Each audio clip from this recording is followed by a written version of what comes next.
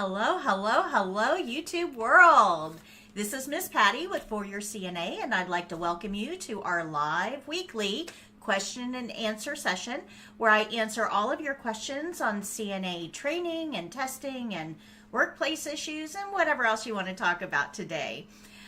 For those of you who are new, I usually give a little mini lesson before we get started. So when you come in, give me a hi in the chat and drop your questions, and we'll get to them very shortly.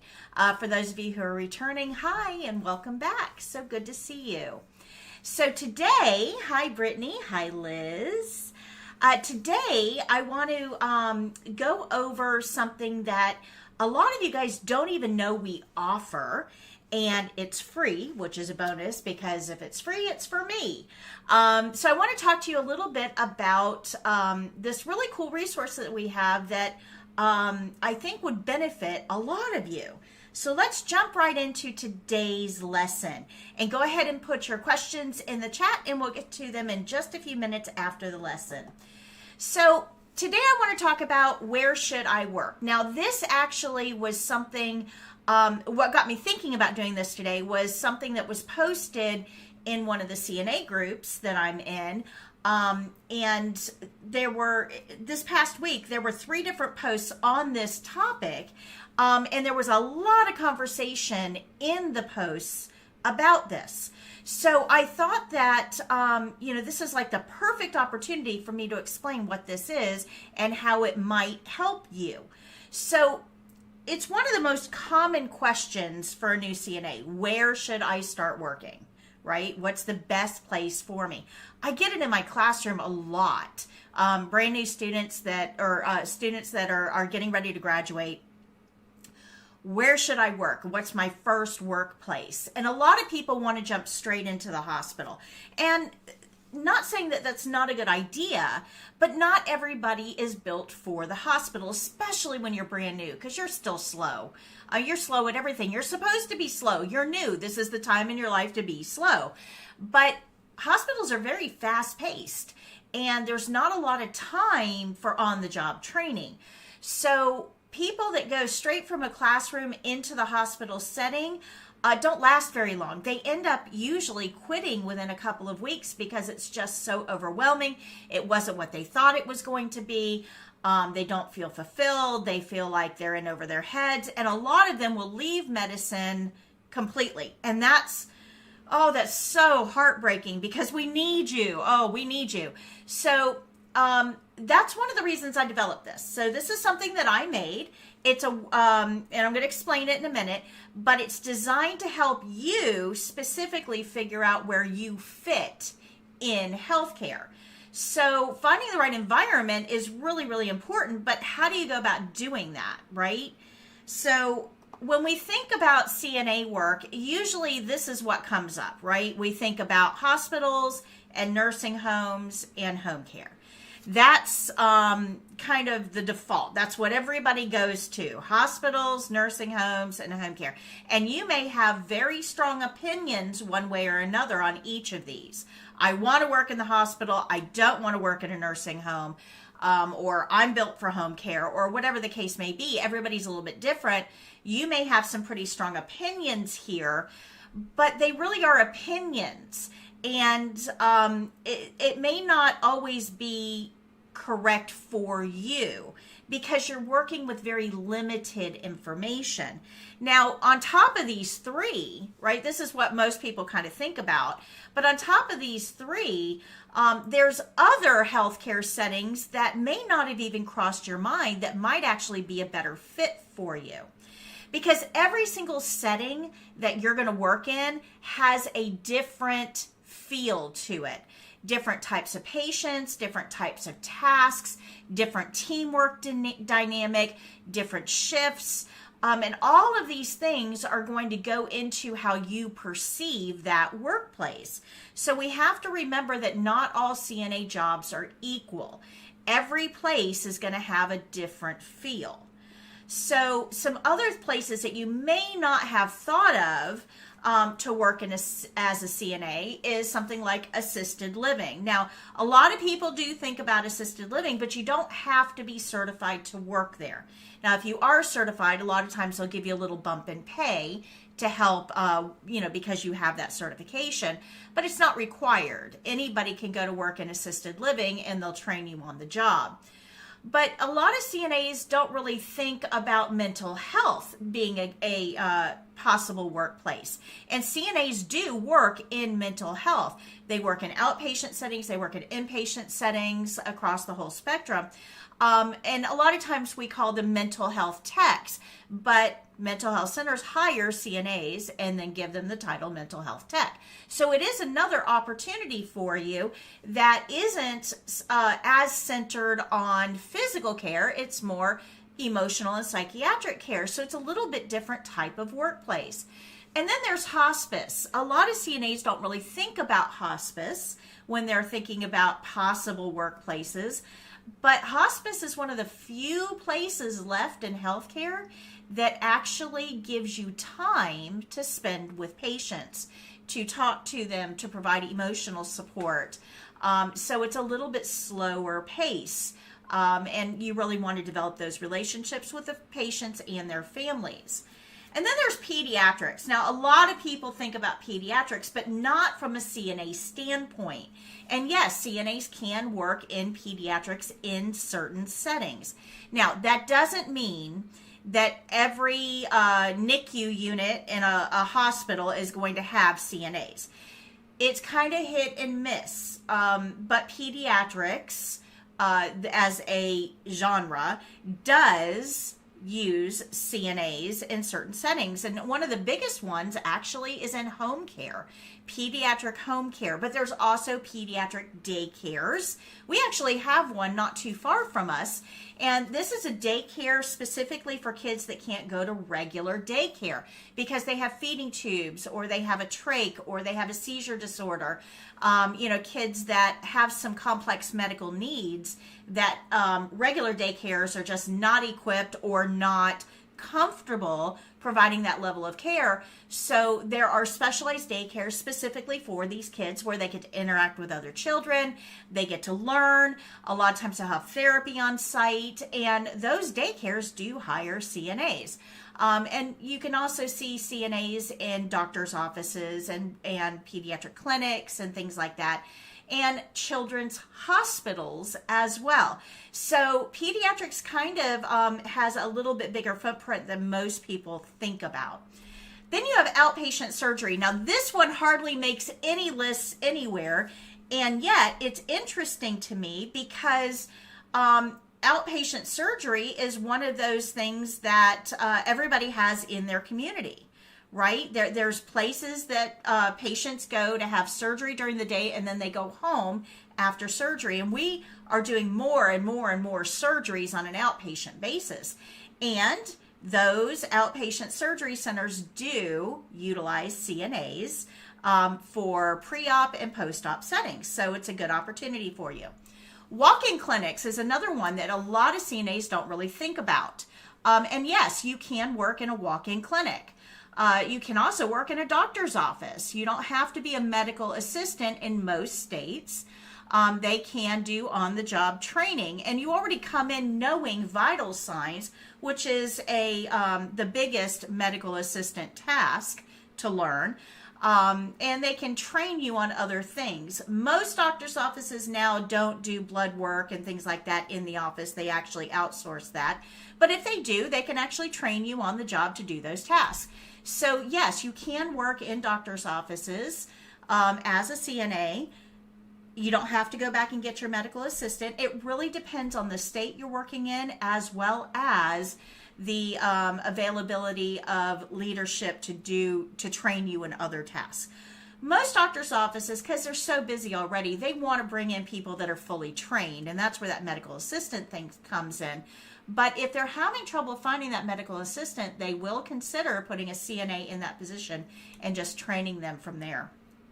In our community, we actually have multiple doctors' offices that call me up quite frequently and say, I have an opening I'm willing to take a new graduate. Can you send some people my way to interview? And I have a big cork board on my wall, and I post all of those job opportunities for my CNAs, my students, to be able to look for jobs. But yes, you can, especially in Florida.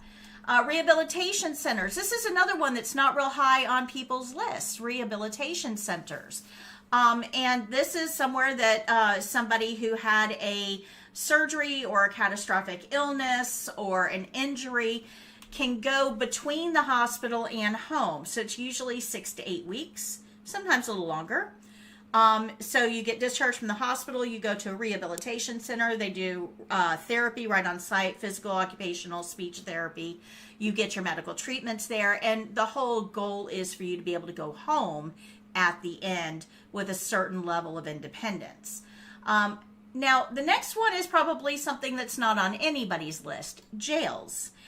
Jails and prisons do hire CNAs, and you would assist nursing staff with routine tasks. But think about this. This is something that a lot of people don't really think about. When you have somebody in a jail setting, or more specifically a prison setting, something that's a little bit more long-term, and those individuals get sick, and they do, right? Because illness happens everywhere. You'll have inmates that have heart attacks. You'll have inmates that develop cancer. You'll have inmates that have debilitating illnesses that show up or exacerbate, get worse during their incarceration. So you have a certain percentage of your inmates that are going to develop long-term health conditions or health problems, and jails, and more specifically prisons, have entire hospital areas.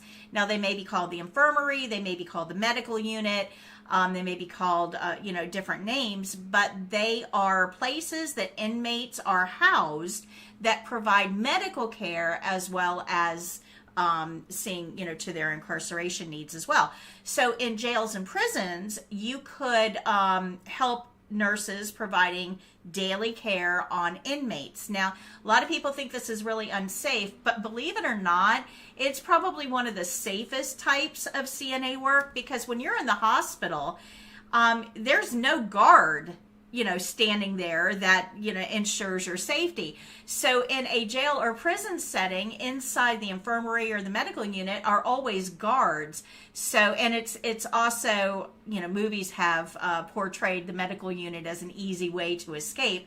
Well, the jail wardens also watch movies, so they make sure that medical units are way more secure than inmates think that they are, so that they don't have the breakout attempts.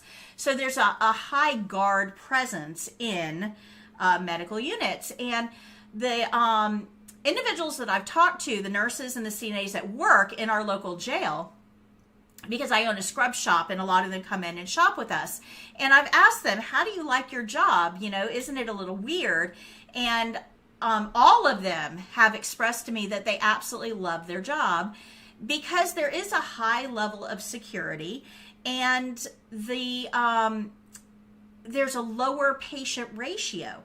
So in a hospital setting, these nurses might be caring for 12 patients on a general day, but in a medical center in a jail, because of the complexity of care and the security, they don't have to take care of as many patients. So it has a lower patient ratio, which is awesome. So it's something that you might want to think about. Now, veterans hospitals is something else. It doesn't come up on the list very often, but it's important.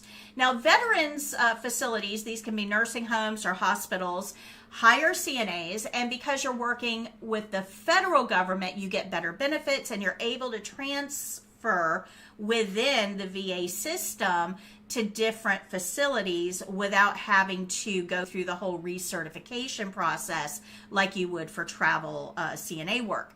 So it's a little bit easier to transfer within the VA system. It's great benefits, and they have a very robust program for improving your skill set. If you want to go on for nursing or any other higher level of education, they provide a lot of programs to help you achieve that with affordably, right? Now, schools is another one that a lot of people don't really think about, but CNAs do work in school systems. And I have seen CNAs working in clinics, school clinics.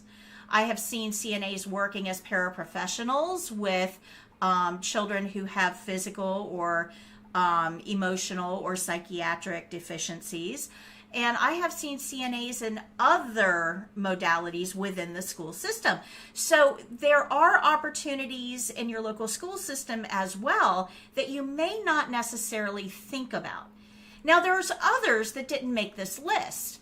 I know several CNAs that are working in dialysis. They got in as a CNA and they received on-the-job training to get them up to the skill level that they needed to be a dialysis tech. So that's a pretty cool opportunity. And there's more. There's lots more out there. But the point is that we have to get beyond the big three. There's so much more in CNA world outside of hospitals, nursing homes, and home care. And there's a lot of positions that are going unclaimed because CNAs aren't really thinking beyond those big three. So when you're looking for job opportunities, this is something you might want to consider. Now, hold on a second.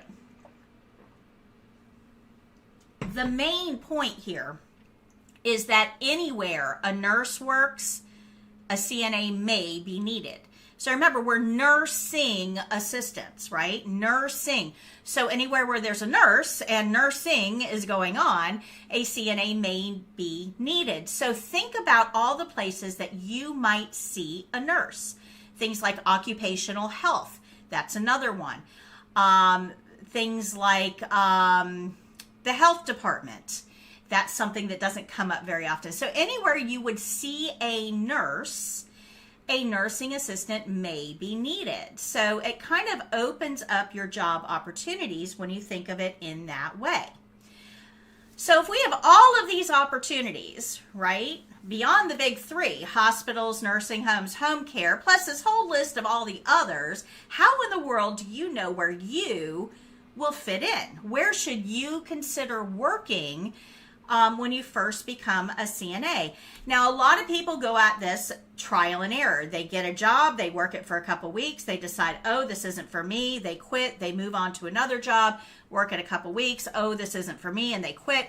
And this can really quickly add up on your resume and you end up with a 4-page resume and nobody wants to take a chance on you because it looks like you're job hopping everywhere. So how in the world do you figure out where you belong, the best place for you, without doing all of this job hopping? And that's really kind of the trick here, right? How do we make that happen? Well, luckily for you, I already did all the work for you. So what we have to understand is that this really depends on your personality. Like, this decision is going to depend on your personality. And this isn't really something you can kind of figure out on your own because you don't have enough experience in the industry yet to know how your personality fits with each one of these criteria. So this is where a personality quiz can help. But you don't just want any old personality quiz. It's not going to help you a bit to know if you're an introvert or an extrovert because you don't know how that translates into a setting. So any old personality quiz is not going to help you. You want one that's tailored specifically for healthcare. And that's where we come in. I actually created this personality quiz, and it's free on our website, that asks you 19 questions, and based on your responses, it's going to give you a workplace that is best suited to your personality. But remember, there's intangibles here. So for instance, let's take a workplace setting, and we have 2 CNAs working there. They both do the same job at the same place on the same floor, right? So 2 exactly identical jobs. CNA, same floor, same patients, same tasks. One of them absolutely loves their job, would never leave. The other one absolutely hates their job and is currently searching online to try to find something else. So what's the difference? The job isn't different, right? same patients, same settings, same tasks. What changed, what's different, is the personality of each person involved. And that's the part that's really hard to gauge, right? I don't know whether I'm going to like it here. Now, I'm going to preface this by saying that I can help you identify your ideal workplace based on tangible things.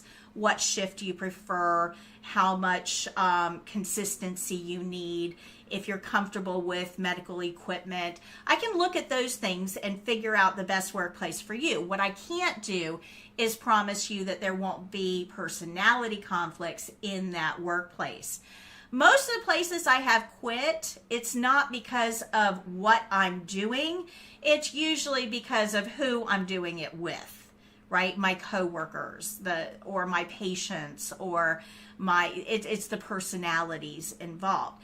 So this personality quiz will help you narrow down the setting that you're most likely to thrive in based on your specific personality. But remember that your overall impression of that setting is going to vary depending on your coworkers and the patients and the personalities involved. So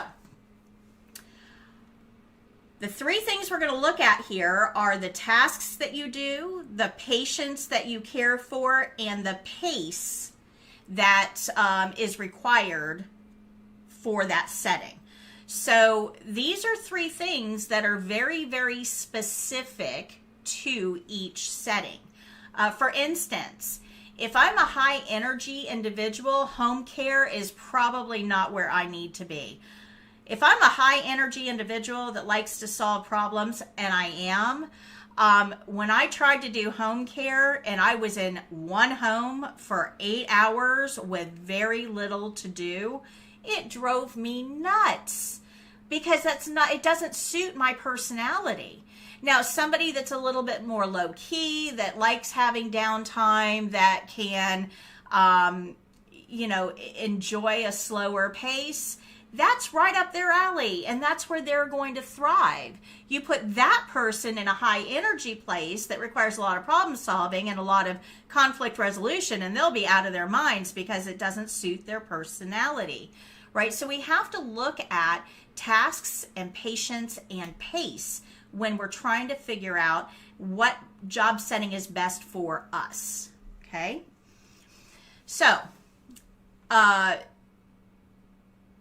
we went over this. You want to make sure that you're taking a quiz that's tailored to workplace settings, not just a regular quiz. But I want you to think about yourself for just a second, okay? So I'm going to make this personal to you real quick.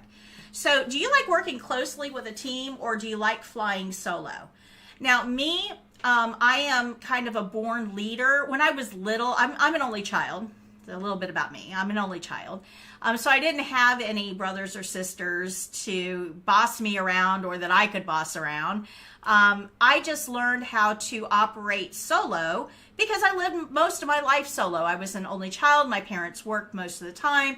So I was pretty much left on my own. So I am a leader and a problem solver. And I had to be because that was just how I grew up, right? And that's just part of my personality.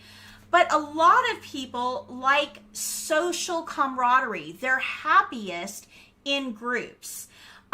So, these are the people that like to form work friendships, and they have a work bestie, and they go out on the weekends and they get together at each other's houses and things like that.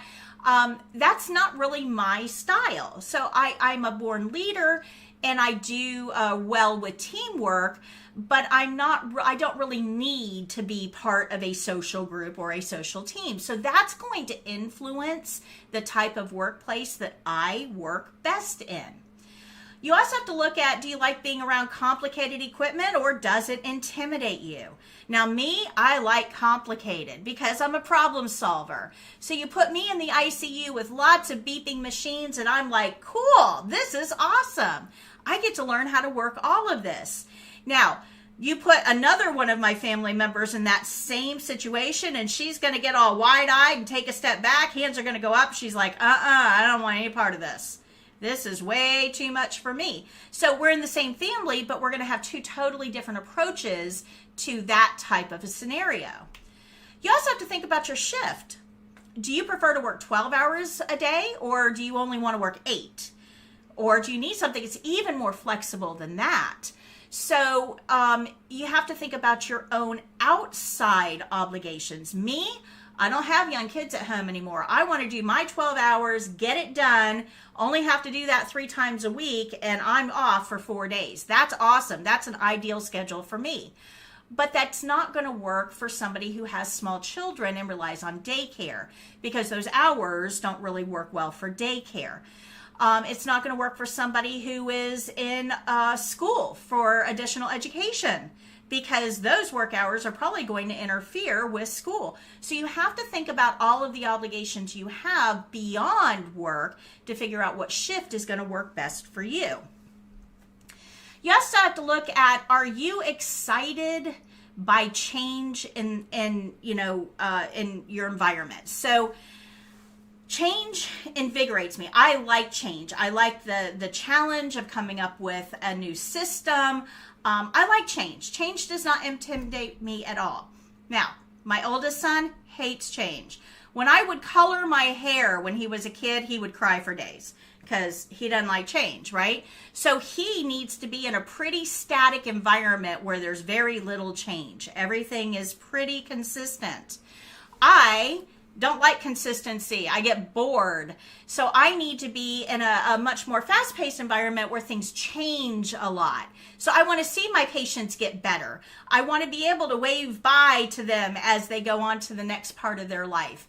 I don't really want that consistency, but some of you need it. So there's different personalities here.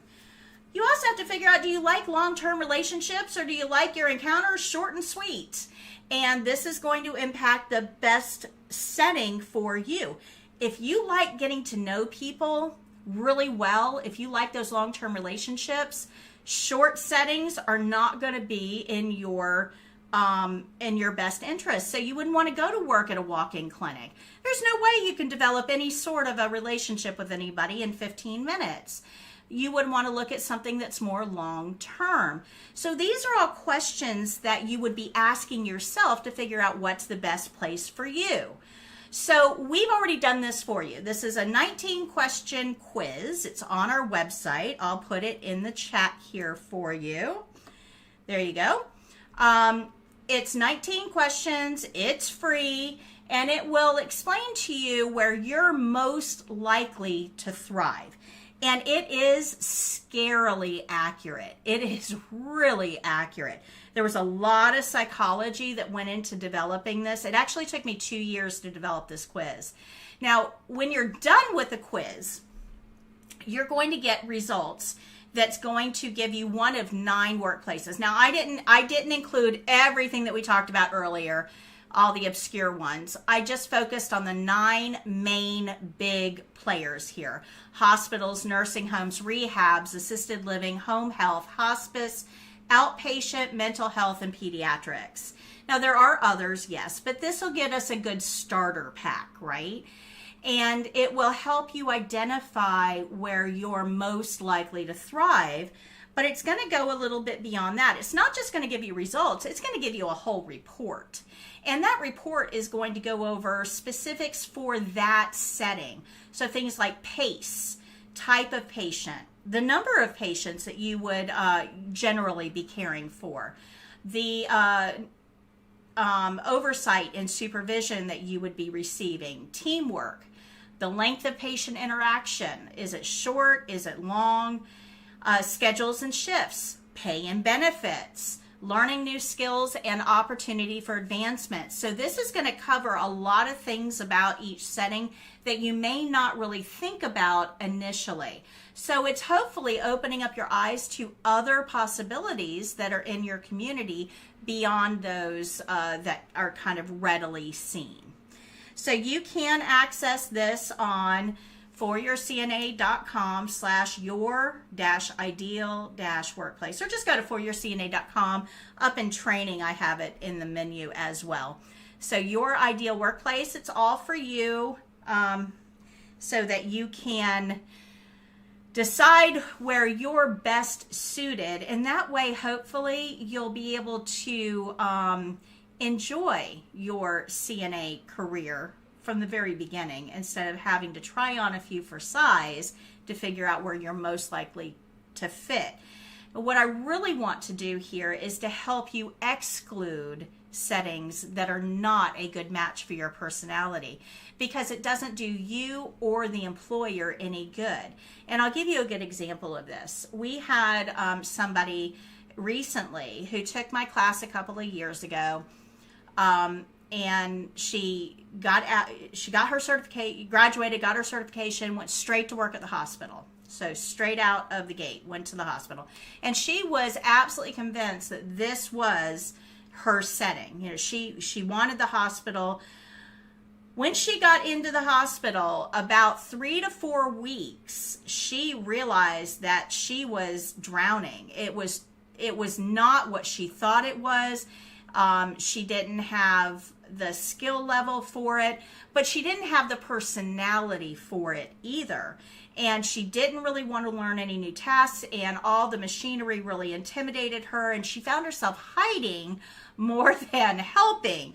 And she ended up quitting, and then she went to work at a different location, not a hospital, not an acute care setting. She went to work at a different location and absolutely fell in love with it. And she came back. She'd been working in the second location for like 2 years. She came back to see me, and she said, you know, if I had seen this, if I had taken this quiz before going into the hospital, I could have saved myself a lot of heartache, because I almost left medicine. I almost left healthcare because of this bad experience. And she says, and if I had, I wouldn't have been able to benefit from where I'm at now. So this really is a great first step for you if you're getting into healthcare. So let's see who's here. Let's see. Hi, Brittany. Hi, Liz. Hi, Asha. Hi, Cynthia. Hi, Natasha. Hi, Hard. Brittany says, any tips on studying the skills for the CNA exam? I go next Thursday. I've been studying a lot. Yeah, Brittany, my online course will help you tremendously on the skills part. So if you go to my online course, which is, oh, I don't have it here. Hold on. Let me type it in here for you.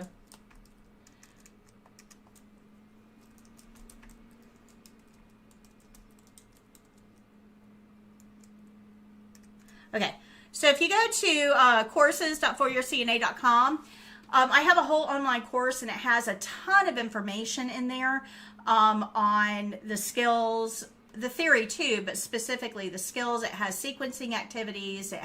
It's going to help you tremendously. And there's several lessons in there that are unlocked for free. You might want to give those a try. We also have skills videos on our website as well, but the online course has a ton of activities. So it's one thing to watch the videos. Yeah, you know, you can kind of learn what I say and watch what I do, but there's nothing like you actually doing something to learn. And that's where the activities in that online course are so important. They really will help you get all of that down before you go test. You know, we've got a ton of information on our main website. I've got skills videos, I got animated lessons, I got all kinds of free stuff on there. There's a practice test. We have a free ebook as well. I'll put the link in there for that as well. There we go. So we have the ebook that you can access to help you with the written test. But yeah, the biggest thing, if I were to tell you one thing to remember on the skills exam, is that you have to follow the care plan. So whatever that care plan says is what you're going to do. Follow the care plan. And I can't stress that enough. If the care plan says to do range of motion, flexion extension on the shoulder, you are just going to do range of motion, flexion extension on the shoulder indicated. Don't go outside the lines. We don't color outside the lines. You have to stay within that care plan. And if you do that, you're much more likely to pass the test. So that's the one tip I would absolutely recommend for you. But good luck on your test. Liz says, hey, Brittany, same here. I go on Monday. Oh, very good. So Brittany and Liz, we're going to send out great vibes to you. Let's see here. I feel pretty confident, just don't want to overwhelm myself with studying too much. Let's see here. What are the common test skills in Florida? Liz, there are 20 skills that they can assign to you in Florida.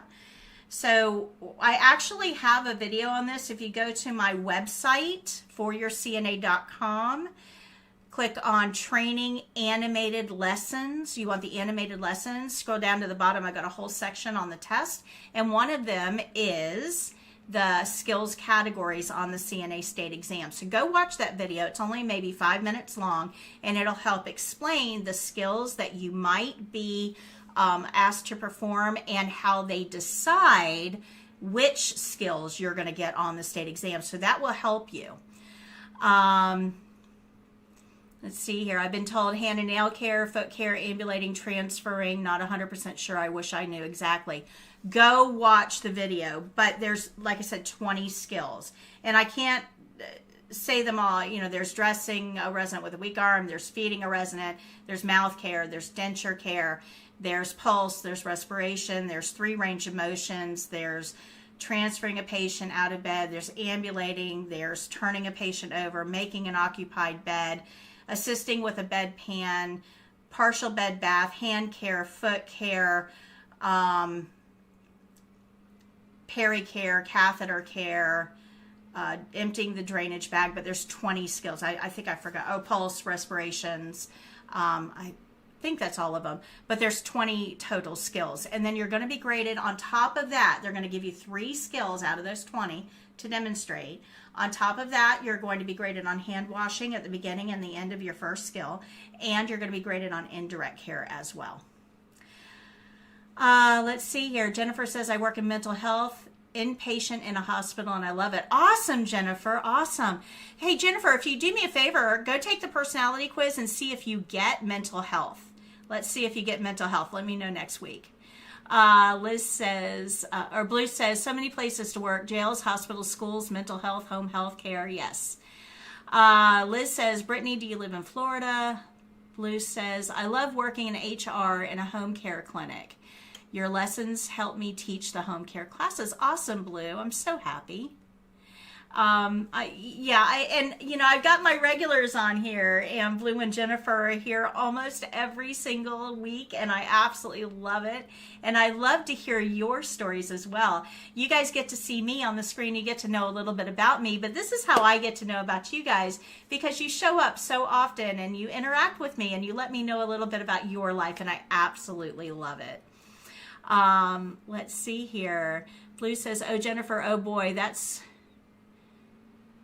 Yeah.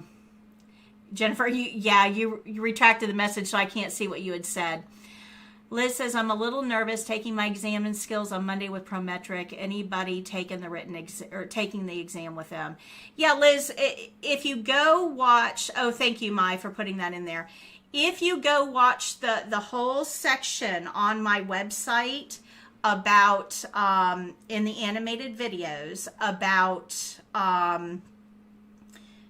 the skills categories, how to make corrections, what to expect on the CNA exam, all of that. I think I have 5 videos on there that will explain to you how the test works, both the written and the skills, and it will help get you ready for the state exam.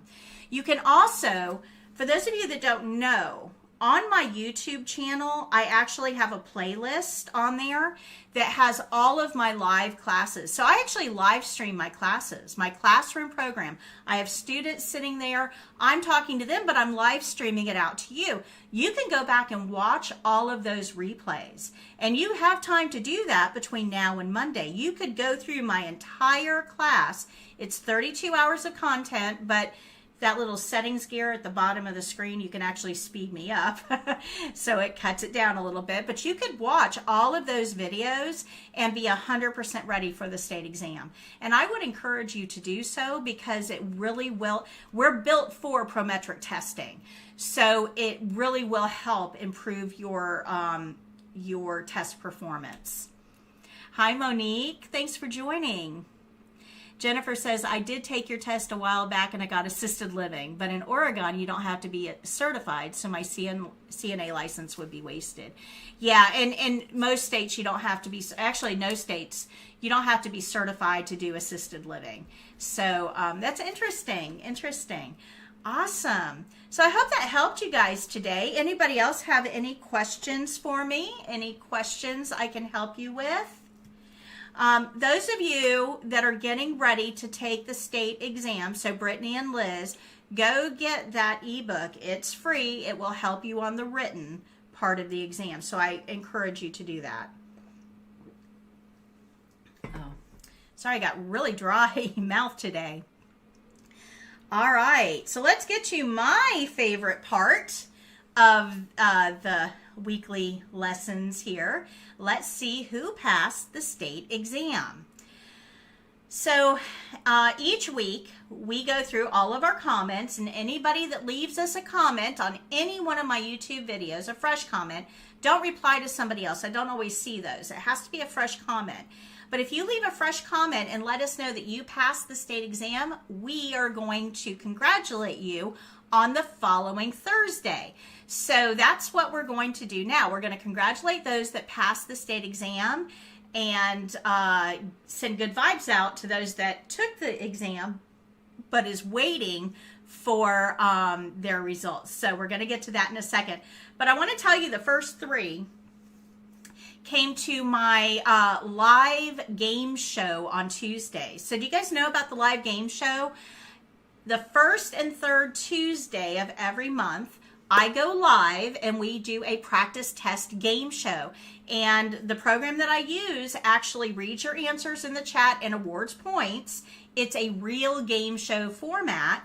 And we give prizes out to the first and second place winners. So we give a card game out and badge holders and scrub caps and all kinds of really cool stuff. So the first and third Tuesday of each month at 11 a.m. Eastern. So we just did this 2 days ago on Tuesday, and these three individuals told me during the game show that they had passed the state exam. So I want to send a shout out to them specifically.